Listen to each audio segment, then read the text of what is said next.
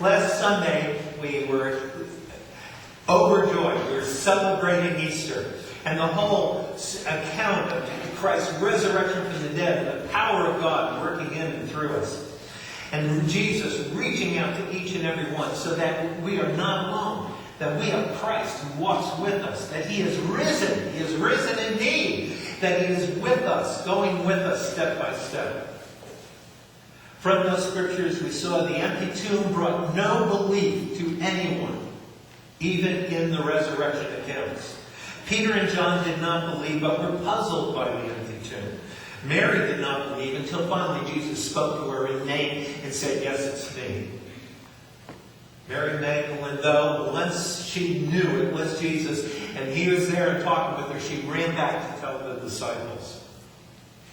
In this following account, we see the account of how Jesus came to appear before His disciples. And it's telling that at the key moment when Jesus walks in, the first thing Jesus says to all of them is, "Peace be with you." Peace. Now, try to put yourself in the disciples' place just for a moment. What was the last thing you did before He died? You ran. You ran. You ran away. When it all came down, when He needed someone to be mine, you ran. You got out of there. If you're like Peter, you may have hung around this a little longer, but in the end, the one who hung around even a little longer was even the worst. He did not. He told other people, "I never saw him. I've never hung around with this guy." He called down curses on the thought that he would ever have been with this Jesus character. So when Jesus shows up, what would be the first thing that needs to be said at that moment? If Jesus just appeared, and you're there like, and it's Him. Well, it would be like what you all do when you run into me and you miss church for a while. We've talked about this. You miss church for a while, and I run into you at Walmart or something. "Oh, Pastor, I was meaning to come to church, I just said hi, say hi back, do this." Don't feel guilty. We rush back and we go to guilt. Well, Jesus comes up, the first thing He has to say to him is, "Peace be with you. We're okay. Peace. We're okay. We're okay." They had it eased the disciples. "Oh, all right." Jesus settled them. It had to happen that way. To let Him know there's no barriers. I knew you weren't going to stick around. Peter, He had already told you before it happened, "Look, you are going to run. You denied me 3 times. But when you finally get your head turned around, help your brothers and sisters. I've been praying for you." He was not surprised. And He comes back to them because He loves them. He wants to be with them. And He does not want to go over that night. He just says, "Peace." But what's most interesting I find here also is how He says it the second time. "Peace be with you. As the Father sent me, so I am sending you." Peace be with you. As the Father sent me, so I'm sending you. He shows up to send them. He shows up to send them out. The group that ran away. The group that was hiding. "I'm going to send you out there." But He's going to be with them. And He breathes upon them and says, "The Holy Spirit be with you." And He goes, "And I give you incredible power to forgive sins, to retain sins." He goes, "I send you on an important mission to free this world of all that would be a barrier between them and God. Go out and help this world reunite with the Father." That's why the Father sent me, to get you together with the Father. I'm sending you on the same mission.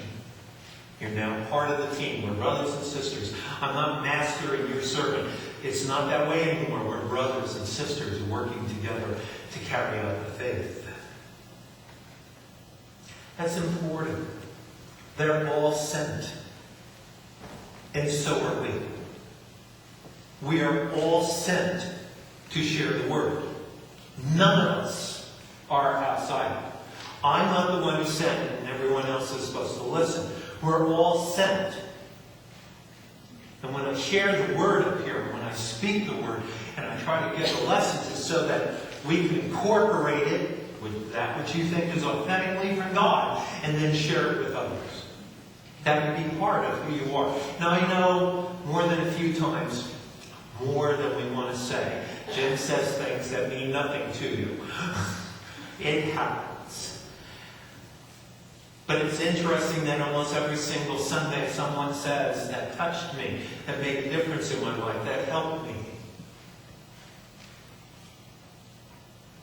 It helped me through my life. And it's something that they can then share with others later. What's interesting is on the Sundays when it doesn't quite affect you or touch you, it may be about a recent loss in the family, a death or something like that, and you're not experiencing that right now. Well, it may be that, I always try to know, it may be that the death will not be in your family for another year or 2 or 5. Or maybe you need more than just one warning, one instruction to get you ready. Maybe God, like with me, has to tell me things 25 times before I hear it. But God who loves us starts telling me well in advance, Jim. And then the moment comes and I can call upon what I've been told and taught about the faith and where we are in that. So maybe that day, this morning, what I'm talking about isn't touching your life where you are. It probably will at some point. That's what it's like to then take what we have learned, to have it incorporated and be part of us and to share it with another. That as Christ, who comes and visits with us, and His Spirit inside us and reigns with us, and He says, I'll never leave you alone, and where 2 or 3 are gathered, I'm there. And guess what? I'm sending you out. And any church that makes any Christian think they aren't sent is missing it. Is missing